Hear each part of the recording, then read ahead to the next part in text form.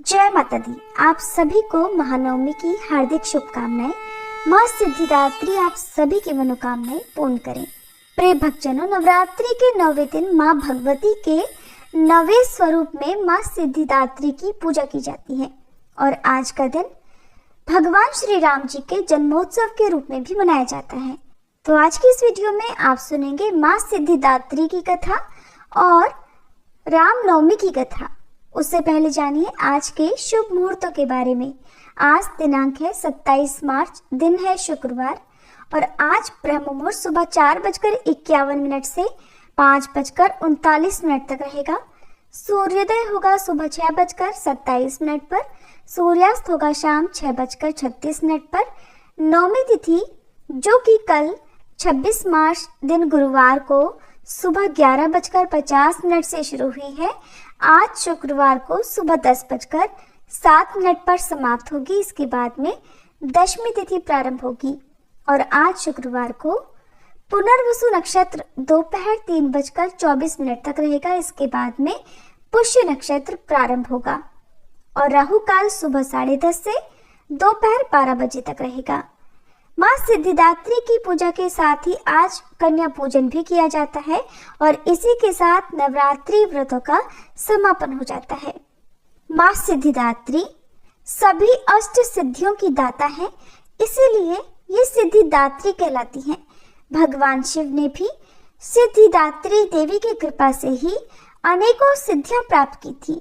माँ सिद्धिदात्री की कृपा से ही भगवान शिव का आधा शरीर देवी का हुआ था, इसी कारण वे अर्धनारीश्वर नाम से प्रसिद्ध हुए। माँ सिद्धिदात्री के दाहिनी तरफ नीचे वाले हाथ में चक्र, ऊपर वाले हाथ में गदा तथा बाईं तरफ के नीचे वाले हाथ में शंख और ऊपर वाले हाथ में कमल का पुष्प सुशोभित है। अष्ट सिद्धियों से सुशोभित अणिमा, महिमा, गरिमा, लघिमा, प्राप्ति, प्रकाम्य, ईशित्व और वशित्व माँ सिद्धिदात्री की कृपा से मनुष्य इन सभी प्रकार की सिद्धियों को प्राप्त कर अंत में मोक्ष प्राप्त कर लेता है। माँ अपने भक्तों पर तुरंत प्रसन्न होती है और अपने भक्तों को संसार में धर्म, अर्थ, काम और मोक्ष की प्राप्ति कराती है। नवरात्रि के 9वें दिन भक्तों को अपना सारा ध्यान निर्वाण चक्र की ओर लगाना चाहिए। ये चक्र हमारे कपाल के मध्य में स्थित होता है। ऐसा करने से भक्तों को माँ सिद्धिदात्री की कृपा से उनके निर्वाण चक्र में उपस्थित शक्ति स्वतः ही प्राप्त हो जाती है। माँ सिद्धिदात्री का प्रेरंग लाल है और माँ ने अपने इस रूप में लाल वस्त्र धारण किए हुए हैं। कमल के आसन पर विराजमान माँ सिद्धिदात्री की सच्चे मन से पूजा करने पर भक्त सभी नवदुर्गाओं की कृपा भी आसानी से प्राप्त कर लेता है।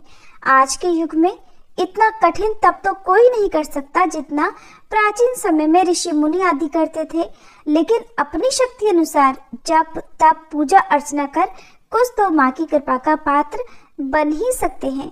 इसलिए प्रत्येक जन के लिए माँ की आराधना बहुत ही सरल बताई गई है। माँ जगदम्बे की भक्ति पाने के लिए नवरात्रि में 9वें दिन भक्ति भाव और पूर्ण श्रद्धा के साथ माता का पूजन करना चाहिए और इस दिन माँ सिद्धिदात्री को खीर, हलवा, पूरी और पंचामृत आदि का भोग लगाना चाहिए। परिवारजनों में प्रसाद रूप में बांटकर स्वयं भी ग्रहण करना चाहिए। आइए भक्तजनों, पहले सुनते हैं माँ सिद्धिदात्री की कथा। सभी प्रेम से बोलिए माँ सिद्धिदात्री की जय। महादेव जी के गणों में एक है भृंगी ऋषि। एक महान शिव भक्त के रूप में भृंगी का नाम अमर है। कुछ जगह पर इस कथा में भृगु ऋषि का नाम भी आता है। कहते हैं कि जहाँ भगवान शिव होंगे वहाँ गणेश जी, नंदी, श्रृंगी, भृंगी और वीरभद्र का वास अवश्य ही होगा। शिव शिवा के साथ साथ उनके गण भी अवश्य ही चलते हैं और इन सभी प्रमुख गणों के बारे में तो बहुत सारी कहानियां प्रचलित हैं, जैसे कि प्रजापति दक्ष के यज्ञ विध्वंस करने के लिए वीरभद्र उत्पन्न हुए। माँ पार्वती जी ने श्री गणेश जी को उत्पन्न किया। नंदी तो शिव जी के वाहन हैं, जो धर्म के अवतार हैं। शिलाद मुनि के पुत्र के रूप में जन्म लेकर शिव जी के वाहन बने थे नंदी। आपने ये सारी कहानियां तो बहुत सुनी होंगी। लेकिन क्या प्रमुख शिवगण भृंगी की कथा आपने सुनी है? अगर नहीं सुनी तो चलिए आपको सुनाते हैं, ताकि आप सब पर भी महादेव और जगत जननी माँ अम्बे की कृपा सदैव बनी रहे। भृंगी के 3 पैर कैसे हुए, इसके पीछे एक कथा प्रचलित है जो हमें बताती है कि उमा और शंकर के बीच का प्रेम कितना गहरा है। वे दोनों वस्तुतः एक ही हैं। दरअसल भृंगी की एक अनुचित जिद के कारण सदाशिव और जगदम्बा को अर्धनारीश्वर रूप धारण करना पड़ा था। भृंगी महान शिव भक्त थे। सदाशिव के चरणों में उनकी अत्यधिक प्रीति थी। उन्होंने स्वप्न में भी भगवान शिव के अतिरिक्त कभी किसी का ध्यान नहीं किया था। यहाँ तक कि वे जगत जननी माँ पार्वती जी को भी हमेशा सदाशिव से अलग ही मानते थे और केवल भगवान शिव की ही पूजा आराधना किया करते थे। शिवस्य चरणम केवलम के भाव में वे हमेशा रहते। उनकी बुद्धि ये स्वीकार ही नहीं कर पाती थी कि शिवजी और पार्वती जी में कोई भेद नहीं है, वे एक ही हैं। एक बार सदाशिव के परम भक्त भृंगी ऋषि कैलाश पर अपने आराध्य की परिक्रमा करने पहुंचे। हमेशा की तरह महादेव की बाईं जंघा पर आदि शक्ति जगदम्बा विराजमान थी। महादेव समाधि में लीन थे और माँ जगदम्बा चैतन्य थी। जगदम्बा जी के नेत्र खुले हुए थे। भृंगी आए तो थे शिवजी की परिक्रमा करने, परंतु शिवजी तो ध्यान मगन थे। शिव प्रेम में भृंगी मतवाले हो रहे थे और वह सिर्फ शिवजी की परिक्रमा करना चाहते थे, क्योंकि ब्रह्मचर्य की उनकी परिभाषा कुछ अलग थी। पर क्या करें, पार्वती जी तो शिवजी के वामांग में विराजमान है और भृंगी अपना उतावलापन रोक ही नहीं पाए। साहस इतना बढ़ गया कि उन्होंने जगदम्बा देवी से ही अनुरोध कर दिया कि वह शिवजी से अलग होकर बैठे ताकि वे शिवजी की परिक्रमा कर सके। देवी जगदम्बा समझ गई कि ये है तो तपस्वी, लेकिन इसे अभी तक ज्ञान नहीं हुआ है। अब तक इसे केवल अधूरा ज्ञान ही प्राप्त हुआ है। इसलिए भृंगी के अनुग्रह को देवी जगदम्बा ने अनसुना कर दिया।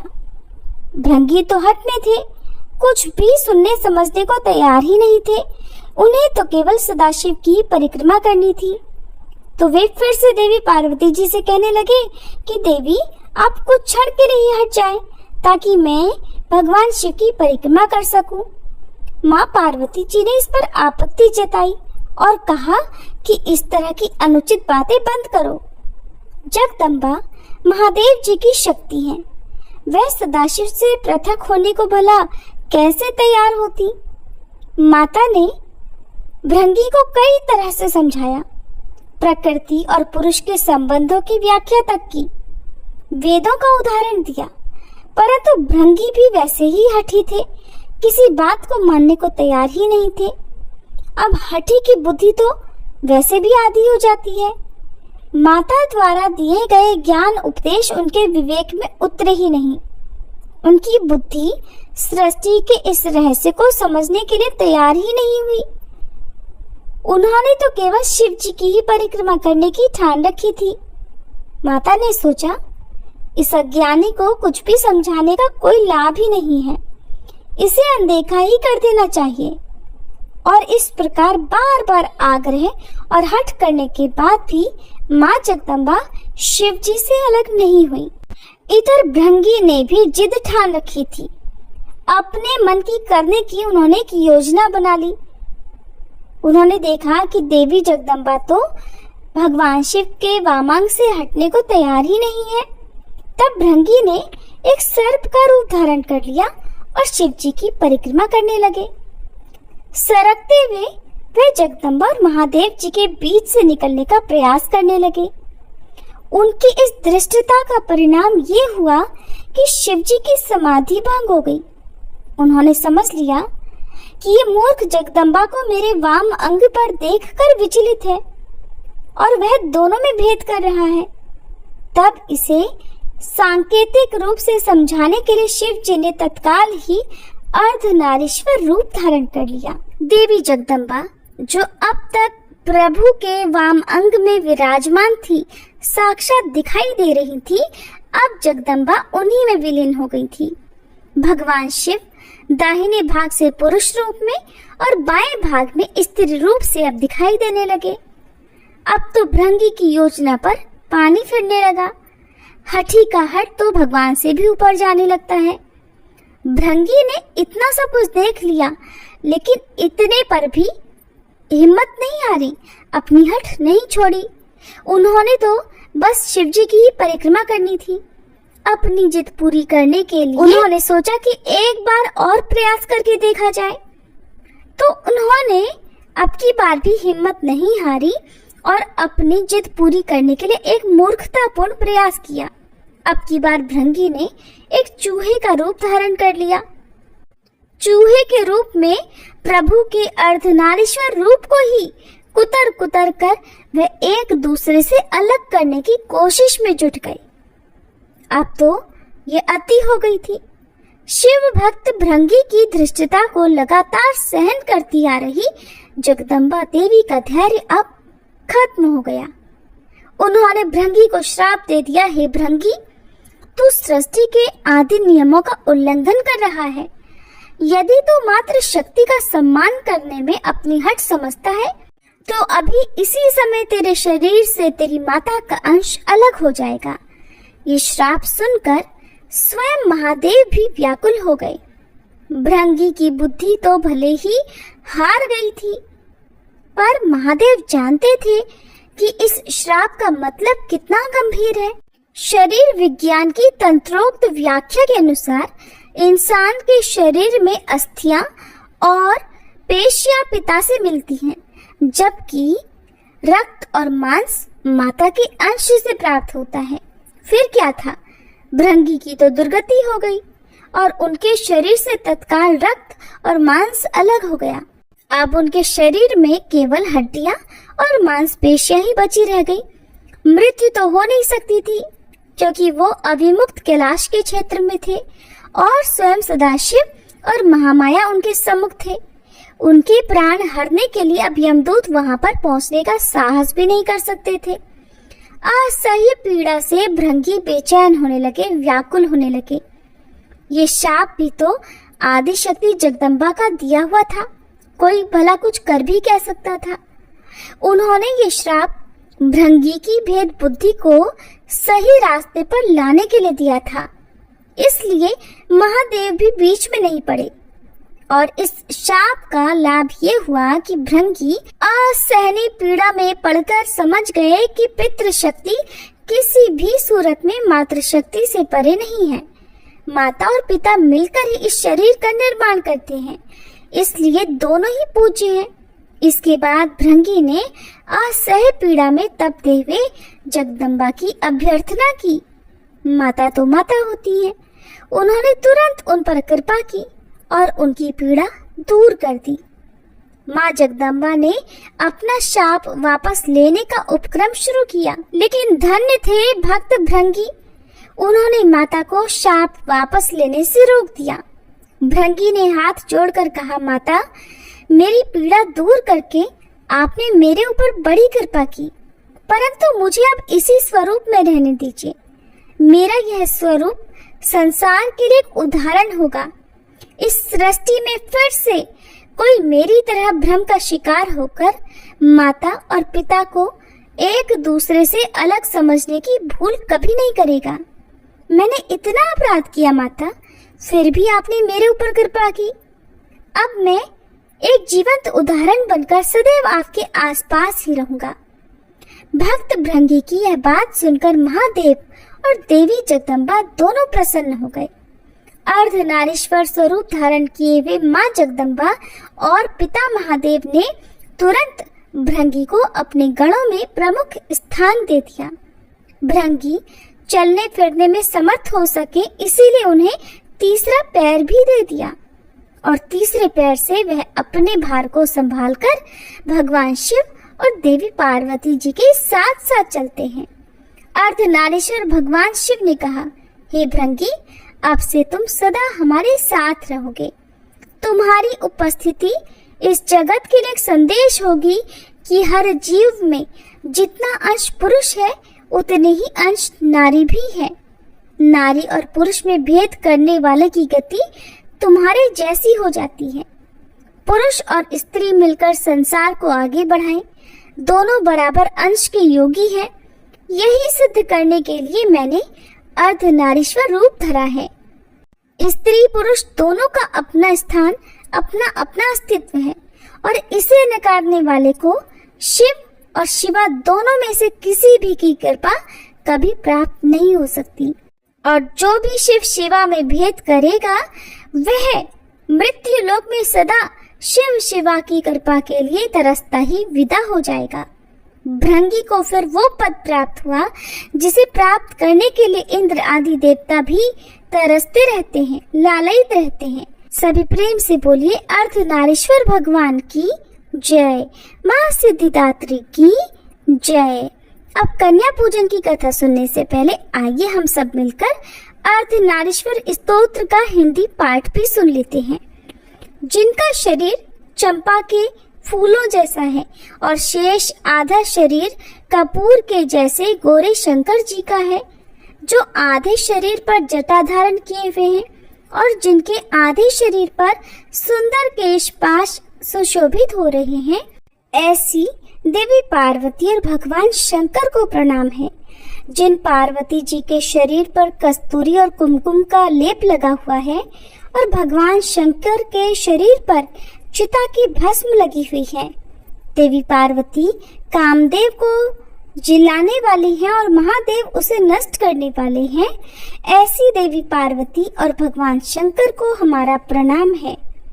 जो पैरों में चमकती हुई पायल को धारण किए हुए हैं और जो पैरों में सर्पराज की पायल पहने हैं, जो सोने के बाजूबंद पहने हुए हैं और जो भुजा में सर्प धारण किए हुए हैं, उन शिव को नमस्कार है और शिवा को अर्थात देवी पार्वती को नमस्कार है।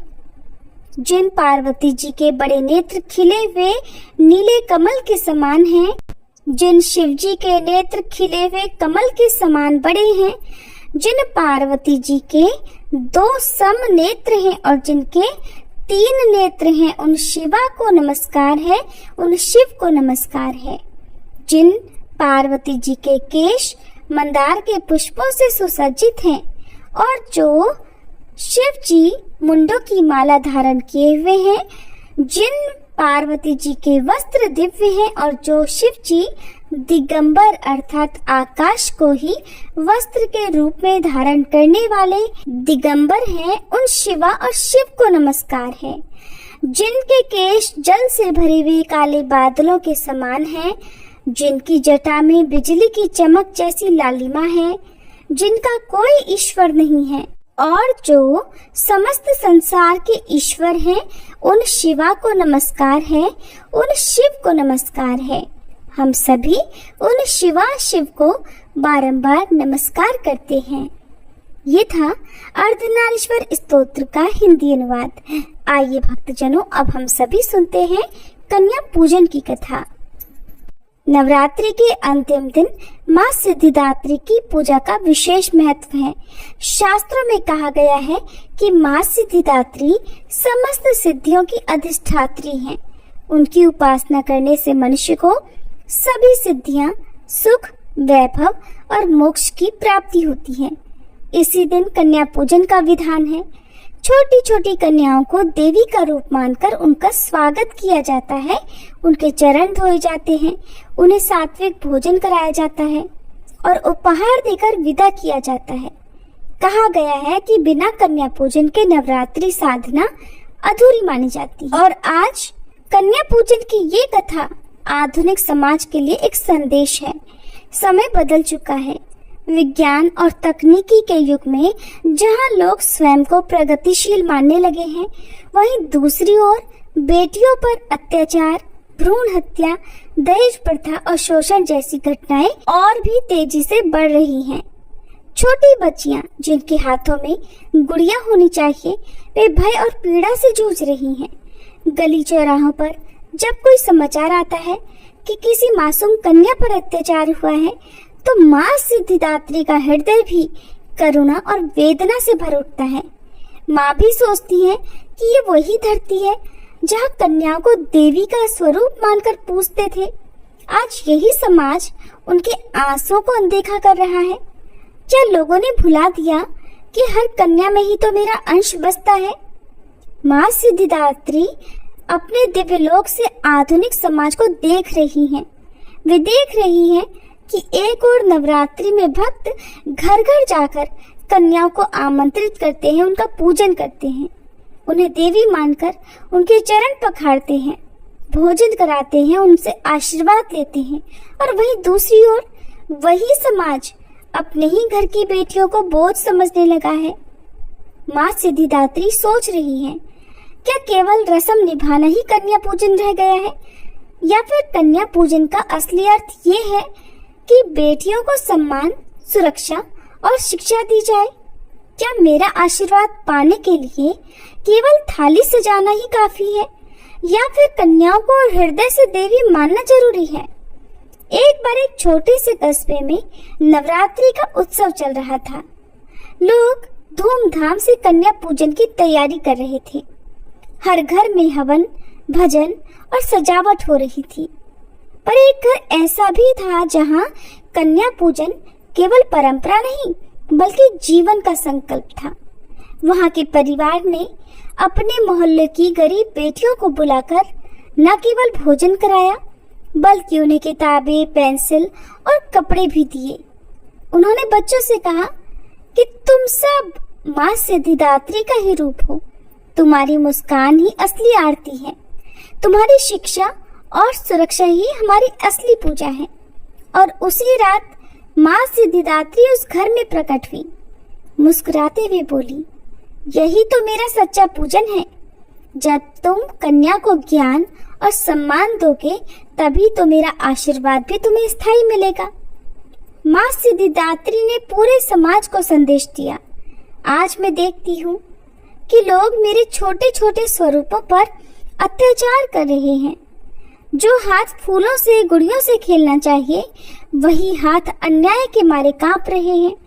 जो आंखें सपनों से चमकती रहनी चाहिए, वह भय से ढकी रहती हैं। हे मनुष्य, यदि सच में मेरी पूजा करनी है तो कन्याओं को सुरक्षित करो, उन्हें शिक्षा दो, बराबरी दो और उनके हृदय में सम्मान भरो। कन्या पूजन केवल थाली और मिठाई से नहीं बल्कि उनके जीवन को संवारने से होता है। कन्या पूजन का असली अर्थ ये नहीं कि वर्ष में केवल 2 बार बेटियों को भोजन कराकर देवी मान लिया जाए, बल्कि ये है कि पूरे जीवन भर हर कन्या को सुरक्षा, सम्मान, संस्कार और समान अवसर दिए जाए। तभी माँ सिद्धिदात्री प्रसन्न होंगी और समाज को वास्तविक सिद्धियां प्रदान करेंगी। इस प्रकार कन्या पूजन का महत्व तभी पूर्ण होता है जब ये केवल नवरात्रि तक सीमित न रहे बल्कि पूरे जीवन का संस्कार बन जाए। माँ सिद्धिदात्री का स्पष्ट संदेश है, कन्या पूजन का पूर्ण फल तभी मिलेगा जब हर कन्या को देवी का स्वरूप मानकर उसकी रक्षा, शिक्षा और सम्मान किया जाएगा। प्रिय श्रोताओं, अब आपको सुनाते हैं नवरात्रि में प्रत्येक दिन सुनी जाने वाली माँ दुर्गा की कथा, जिसे यदि आपने अब तक एक बार भी नहीं सुना है तो आज माँ सिद्धिदात्री की पूजा करके जब भी आपके पास समय हो, शांत और सच्चे मन से पूर्ण श्रद्धा के साथ इस कथा को सुनिएगा। आपके घर में जो भी अभाव है, आपके जीवन में जो भी दुख है, जो भी अभाव है, वो माँ अम्बे की कृपा से अवश्य दूर होगा। धार्मिक कथाओं के अनुसार एक बार बृहस्पति जी ने श्री ब्रह्मा जी से प्रश्न किया कि हे ब्रह्मा जी, चैत्र और आश्विन मास के शुक्ल पक्ष में नवरात्रि का व्रत और उत्सव क्यों किया जाता है? इस व्रत का क्या फल मिलता है और इसे किस प्रकार करना उचित है? सबसे पहले इस व्रत को किसने किया था?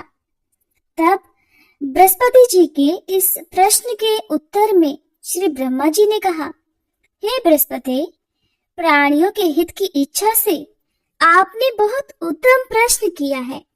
दरअसल जो मनुष्य मनोरथ पूर्ण करने वाली दुर्गा, महादेव, सूर्य और नारायण भगवान का ध्यान करते हैं वे मनुष्य धन्य है।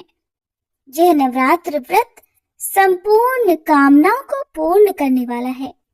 इसके करने से पुत्र की इच्छा रखने वाले को पुत्र, धन की इच्छा रखने वाले को धन, विद्या की इच्छा रखने वाले को विद्या और सुख की इच्छा वाले को सुख मिलता है। इस व्रत को करने से रोगी मनुष्य का रोग दूर हो जाता है, मनुष्य की सारी परेशानियां दूर हो जाती हैं और घर में सुख और समृद्धि में वृद्धि होती है। पांचजन को पुत्र मिलता है, सभी पापों से मुक्ति मिल जाती है और मन के मनोरथ भी सिद्ध हो जाते हैं।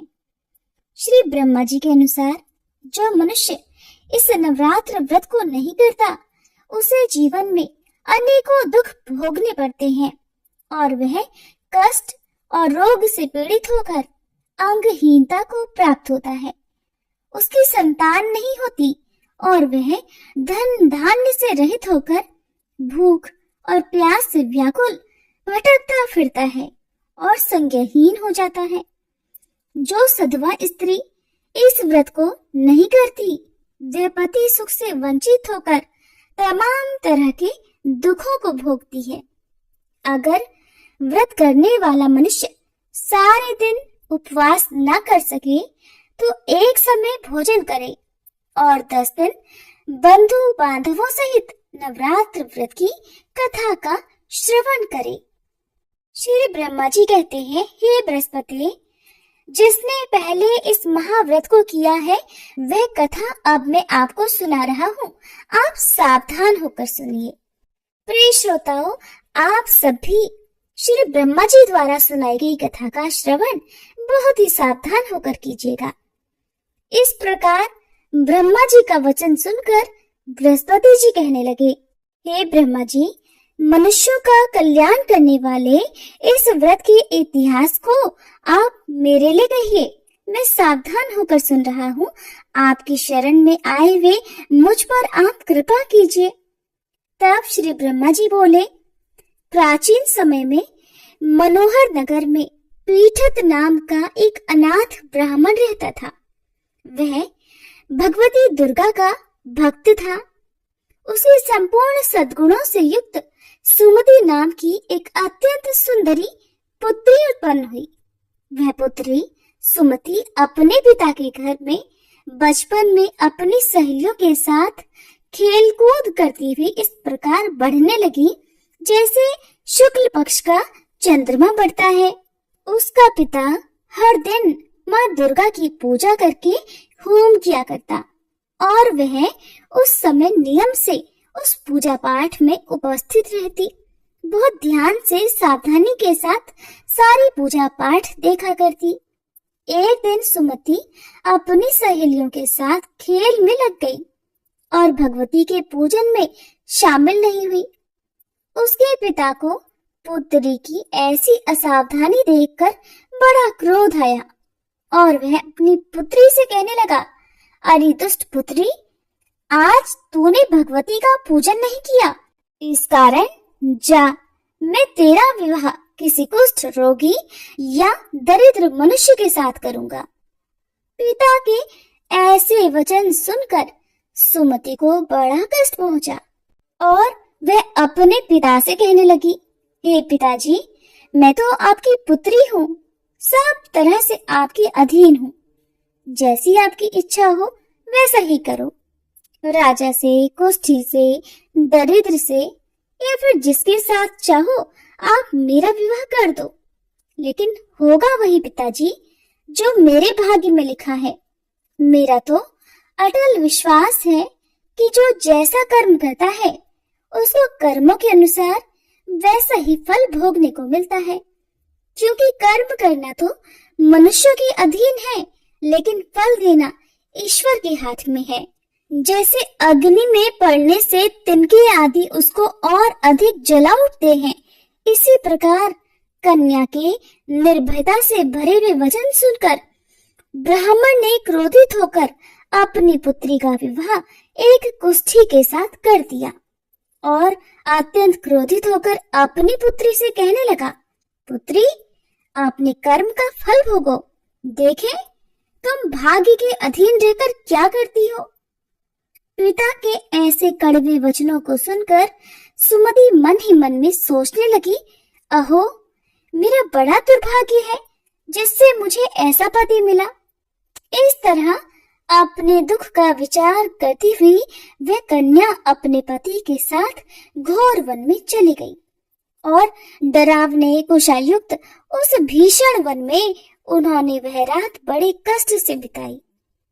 उस गरीब बालिका की ऐसी दशा देखकर देवी भगवती ने उस कन्या के पूर्व पुण्य के प्रभाव से प्रकट होकर उससे कहा, हे दीन ब्राह्मणी, मैं तुझसे प्रसन्न हूँ, तुम जो चाहो सो वरदान मांग सकती हो। भगवती दुर्गा के ऐसे वचन सुनकर वह ब्राह्मण कन्या बोली, आप कौन है देवी, वह सब मुझसे कहिए। ब्राह्मण कन्या का ऐसा वचन सुनकर देवी ने कहा कि पुत्री, मैं आदि शक्ति भगवती हूँ, मैं ही ब्रह्म विद्या और सरस्वती हूँ। प्रसन्न होने पर मैं प्राणियों का दुख दूर करके उन्हें सुख प्रदान करती हूँ। हे पुत्री, मैं तुझ पर तेरे पूर्व जन्म के पुण्य के प्रभाव से प्रसन्न हुई हूँ। तुम्हारे पूर्व जन्म का वृतांत भी सुनाती हूँ, ध्यान पूर्वक सुनो। तुम अपने पूर्व जन्म में एक भील की पत्नी थी और अति पतिव्रता थी। एक दिन तुम्हारे पति निषाद ने चोरी की। चोरी करने के कारण तुम दोनों को सिपाहियों ने पकड़ लिया और ले जाकर कारागार में कैद कर दिया। उन लोगों ने तुम्हें और तुम्हारे पति को भोजन भी नहीं दिया। इस प्रकार नवरात्रि के 9 दिन तक तुमने न तो कुछ खाया और न जल ही पिया। इस प्रकार 9 दिन तक तुमसे नवरात्रि का व्रत हो गया। हे पुत्री, उन दिनों जो तुमसे व्रत हुआ उसी व्रत के प्रभाव से प्रसन्न होकर मैं अब तुम्हें मनोवांछित वर देती हूँ। तुम्हारी जो इच्छा हो सो मांगो। इस प्रकार भगवती दुर्गा के वचन सुनकर वह ब्राह्मण कन्या बोली, देवी, अगर आप मुझ पर प्रसन्न हैं तो हे दुर्गे भवानी, मैं आपको प्रणाम करती हूँ। आप कृपा करके मेरे पति का कोढ़ दूर कर दीजिए। देवी कहने लगी, पुत्री, उस समय तुमने जो व्रत किया था उस व्रत का 1 दिन का पुण्य पति का कोढ़ दूर करने के लिए अर्पित कर दो। उस पुण्य के प्रभाव से तुम्हारा पति कोढ़ से मुक्त हो जाएगा। श्री ब्रह्मा जी बोले, हे बृहस्पति। इस प्रकार देवी के वचन सुनकर वह ब्राह्मण कन्या बहुत प्रसन्न हुई और पति को निरोग करने की इच्छा से जब उसने तथास्तु कहा, तब उसके पति का शरीर देवी भगवती की कृपा से कुष्ठ रोग से रहित होकर अत्यंत सुंदर और कांतिवान हो गया। अब वह ब्राह्मण कन्या पति की सुंदर देह को देखकर देवी भगवती की स्तुति करने लगी। हे दुर्गे, आप दुर्गति को दूर करने वाली, तीनों लोगों का संताप हरने वाली, समस्त दुखों को दूर करने वाली, रोगी मनुष्य को निरोग करने वाली, प्रसन्न होकर मनवांछित वर देने वाली और दुष्टों का नाश करने वाली जगत की माता हो। हे अम्बे, मुझ निरपराध अबला को मेरे पिता ने कुष्ठी मनुष्य के साथ विवाह करके घर से निकाल दिया। पिता से तिरस्कृत निर्जन वन में अब मैं विचर रही हूँ। आपने ही मेरा इस विपदा से उद्धार किया है। हे देवी, मैं आपको प्रणाम करती हूँ, आप मेरी रक्षा कीजिए। ब्रह्मा जी बोले, हे बृहस्पति, उस ब्राह्मणी की ऐसी स्तुति सुनकर देवी भगवती अत्यंत प्रसन्न हुई और उस ब्राह्मणी से कहने लगी, हे ब्राह्मणी, तेरे उदालय नामक अति बुद्धिमान, धनवान, कीर्तिवान और जितेंद्रिय पुत्र बहुत जल्दी उत्पन्न होगा। ऐसा वर प्रदान कर देवी ने ब्राह्मणी से फिर कहा कि हे ब्राह्मणी, और जो कुछ तेरी इच्छा हो वो भी मांग ले। भगवती दुर्गा का ऐसा वचन सुनकर सुमति कहने लगी, हे अम्बे माँ, अगर आप मुझ पर प्रसन्न हैं तो कृपा कर मुझे नवरात्र व्रत की विधि और उसके फल का विस्तार से वर्णन कीजिए। इस प्रकार ब्राह्मणी के वचन सुनकर देवी दुर्गा कहने लगी, हे ब्राह्मणी, मैं तुम्हें समस्त पापों को दूर करने वाले नवरात्र व्रत की विधि बतलाती हूँ, जिसको सुनने से मोक्ष की प्राप्ति हो जाती है। आश्विन मास के शुक्ल पक्ष की प्रतिपदा से लेकर 9 दिन तक विधि पूर्वक व्रत करे। अगर दिन भर का व्रत न कर सके तो एक समय भोजन करे। विद्वान ब्राह्मण से पूछकर घट स्थापना करे और वाटिका बनाकर उसको प्रतिदिन जल से सींचे। महाकाली, महालक्ष्मी और महासरस्वती देवी की मूर्तियां स्थापित कर उनकी नित्य विधि सहित पूजा करें और पुष्पों से विधि पूर्वक अर्घ्य दें। बिजौरा के फल से अर्घ्य देने से सुंदर रूप की प्राप्ति होती है। जायफल से अर्घ्य देने से कीर्ति, दाख से अर्घ्य देने पर कार्य की सिद्धि होती है। आंवले से अर्घ्य देने से सुख की प्राप्ति और केले से अर्घ्य देने से आभूषणों की प्राप्ति होती है। इस प्रकार पुष्पों और फलों से अर्घ्य देकर व्रत समाप्त होने पर 9वें दिन यथाविधि हवन करें। खांड, घी, गेहूं, शहद, जौ, तिल, बेल, नारियल, दाख और कदम्ब आदि से हवन करें। गेहूं से होम करने से श्री लक्ष्मी की प्राप्ति होती है। खीर और चंपा के पुष्पों से धन की और बेल पत्रों से तेज और सुख की प्राप्ति होती है। आंवले से कीर्ति की और केले से पुत्र की, कमल से यश मान सम्मान की और दाखों से संपदा की प्राप्ति होती है। खांड, घी, नारियल, शहद, जौ और तिल तथा फलों से होम करने से मनोवांछित वस्तु की प्राप्ति होती है। व्रत करने वाला मनुष्य इस विधि विधान से होम करके ब्राह्मण को अत्यंत नम्रता के साथ प्रणाम करे और यज्ञ की सिद्धि के लिए उसे दक्षिणा दे। इस प्रकार बताई हुई विधि के अनुसार जो भी मनुष्य व्रत करता है उसके सारे मनोरथ पूर्ण हो जाते हैं, इसमें बिल्कुल भी संदेह नहीं। इन 9 दिनों में जो कुछ दान आदि दिया जाता है उसका करोड़ों गुना फल मिलता है। इस नवरात्र व्रत करने से अश्वमेध यज्ञ का फल मिलता है। हे ब्राह्मणी, इस संपूर्ण कामनाओं को पूर्ण करने वाले उत्तम व्रत को तीर्थ, मंदिर या फिर घर में ही विधि के अनुसार करें। श्री ब्रह्मा जी बोले, हे बृहस्पति, इस प्रकार ब्राह्मणी को व्रत की विधि और फल बताकर देवी भगवती अंतर्ध्यान हो गईं। जो मनुष्य या स्त्री इस व्रत को भक्ति पूर्वक करती है या करता है, वह इस लोक में सुख प्राप्त कर अंत में दुर्लभ मोक्ष को प्राप्त हो जाता है। हे बृहस्पति, यह इस दुर्लभ व्रत का महात्म्य है जो मैंने आपको बतलाया है। ये सुनकर बृहस्पति जी आनंद से प्रफुल्लित होकर श्री ब्रह्मा जी से बोले, हे ब्रह्मा जी, आपने मुझ पर अति कृपा की जो मुझे नवरात्र व्रत का महात्म्य सुनाया। ब्रह्मा जी बोले कि हे बृहस्पति, यह देवी भगवती शक्ति संपूर्ण लोगों का पालन करने वाली है। इन महादेवी के प्रभाव को कौन जान सकता है? प्रेम से बोलिए, देवी दुर्गा की जय। प्रिय श्रोताओ, अब आपको सुनाते हैं रामनवमी की कथा। पौराणिक कथा के अनुसार अयोध्या के महाराज दशरथ को पुत्र रत्न की प्राप्ति नहीं हो रही थी। ऐसे में महाराज दशरथ ने अपने गुरु महर्षि वशिष्ठ के निर्देशों का पालन करते हुए एक महायज्ञ आयोजित किया। महाराज दशरथ ने इस यज्ञ में सभी यशस्वी ऋषि मुनियों को आमंत्रित किया। जिस दिन यज्ञ का शुभारंभ होना था, उस दिन गुरु वशिष्ठ के साथ महाराज दशरथ के मित्र अंग प्रदेश के अधिपति ऋंग ऋषि और अन्य आगंतुक भी यज्ञ मंडप में आए। यज्ञ के समापन के बाद महाराज दशरथ ने सभी ऋषियों और पंडितों को दक्षिणा स्वरूप धन धान्य का दान कर सम्मान पूर्वक विदा किया।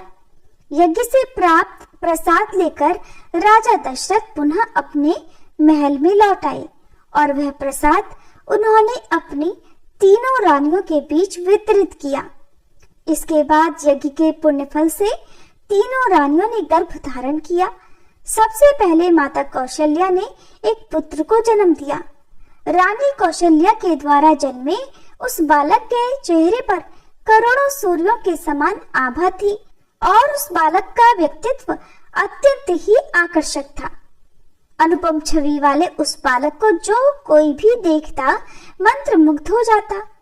चैत्र माह के शुक्ल पक्ष की 9वीं तिथि को जन्मा ये बालक और कोई नहीं बल्कि सृष्टि के महानायक श्री विष्णु के सप्तम अवतार भगवान श्री राम का ही बाल रूप था। माता कौशल्या के बाद अन्य 2 रानियों यानी माता कैकेयी और माता सुमित्रा ने भी शुभ नक्षत्रों में पुत्रों को जन्म दिया। माता कैकेयी के एक पुत्र यानी भरत हुए और माता सुमित्रा के 2 पुत्र लक्ष्मण और शत्रुघ्न जी हुए। अयोध्या के नन्हे राजकुमारों के जन्म का शुभ समाचार पाते ही पूरी अयोध्या नगरी में खुशियों और उत्साह की लहर दौड़ गई। गीत संगीत जैसे समारोहों से राजा दशरथ के चारों पुत्रों का स्वागत करते हुए उनका जन्म दिवस मनाया गया। वहीं देवताओं ने भी इस उत्सव में भाग लेते हुए इन नन्हे राजकुमारों को नमन किया और आकाश से अनगिनत पुष्पों की वर्षा कर उनका स्वागत करते हुए अपनी प्रसन्नता जताई।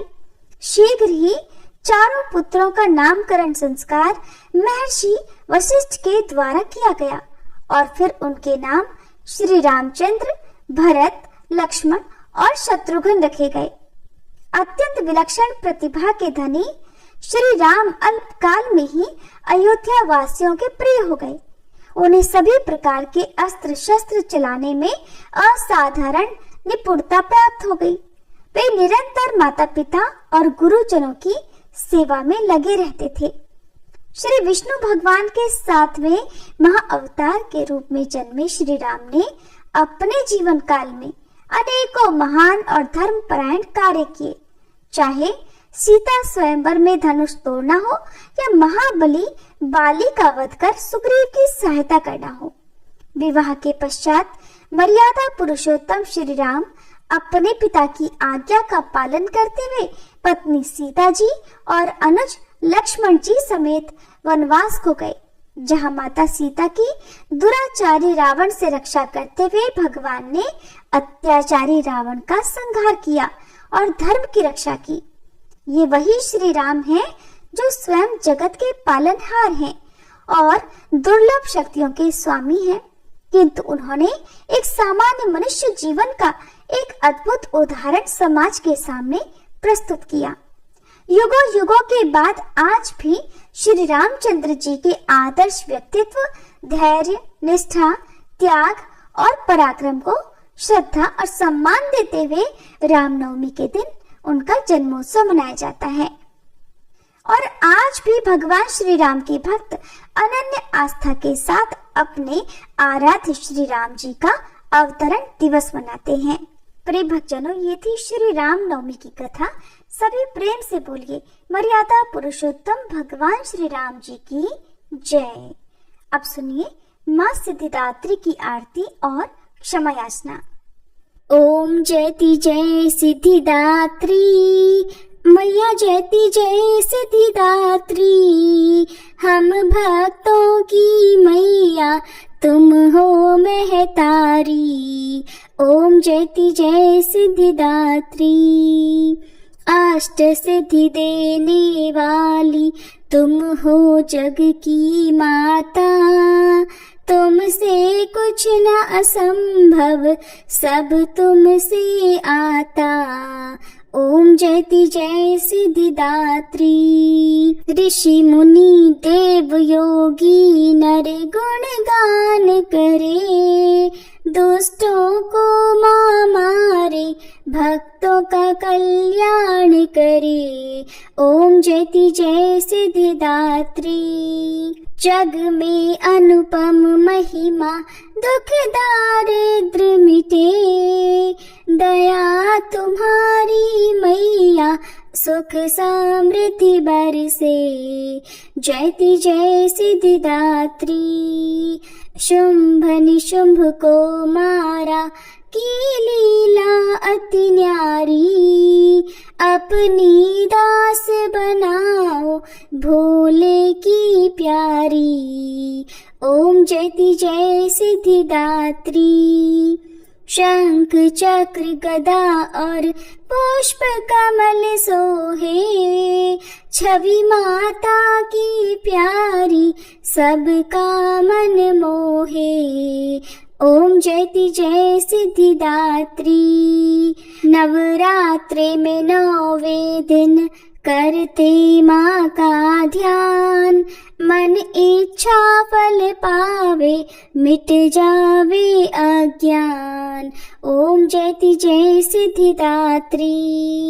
माँ मेरे घर में विराजो, सदा सहारा बनो। बिगड़ी बनाना मैया, मेरे मन में बसो। ओम जयति जय सिद्धिदात्री। माँ सिद्धिदात्री की आरती जो कोई मन से गावे। सर्व सिद्धि वो पावे, मन नहीं घबराए। ओम जयति जय सिद्धिदात्री। ओम जयति जय सिद्धिदात्री। मैया जयति जय सिद्धिदात्री। हम भक्तों की मैया, तुम हो महतारी। ओम जयति जय सिद्धिदात्री। प्रेम से बोलिए शेरों वाली मैया की जय। माँ सिद्धिदात्री की जय। प्रिय भक्तजनों, अब हम सभी मिलकर माता रानी से क्षमा याचना करते हैं, ताकि हमारे द्वारा हुई किसी भी गलती के लिए माता रानी हमें क्षमा कर सके। हे परमेश्वरी, मेरे द्वारा रात दिन सहस्त्रों अपराध होते रहे हैं, अतः आप मुझे अपनी सेवक समझकर कृपा पूर्वक मेरे उन अपराधों को क्षमा करो। न तो मैं आह्वान करना ही जानती हूँ, न विसर्जन करना ही जानती हूँ, और न पूजा ही करना जानती हूँ। हे परमेश्वरी, मुझे क्षमा करो। हे सुरेश्वरी, मैंने जो मंत्रहीन, क्रियाहीन और भक्तिहीन पूजन किया है, वह सब आपकी दया से पूर्ण हो। सैकड़ों अपराध करके भी भक्त आपकी शरण में आकर केवल जगदम्ब कहकर ही मोक्ष को प्राप्त करते हैं, जिसे ब्रह्मादि देवगण भी पाने में असमर्थ होते हैं। हे जगदम्बिके, मैं अपराधी हूँ, किंतु आपकी शरण में आई हूँ, अतः इस समय मैं दया की पात्र हूँ। आप जैसा चाहो वैसा करो। अज्ञानवश या बुद्धि भ्रम होने के कारण भूल से मैंने जो कुछ भी कम या अधिक कर दिया हो, हे देवी, हे परमेश्वरी, सब अपराध क्षमा करो और प्रसन्न हो। हे जगन्माता, हे कामेश्वरी, सच्चिदानंद स्वरूपिणी परमेश्वरी, आप प्रेम पूर्वक मेरी यह पूजा स्वीकार करो और मुझ पर प्रसन्न हो। आप गुप्त से भी गुप्त वस्तु की रक्षा करने वाली हो। आप मेरे किए हुए इस जप को ग्रहण करके मेरे सभी अपराधों को क्षमा करो। हे देवी, हे महेश्वरी, आपकी कृपा से मुझे सिद्धि की प्राप्ति हो।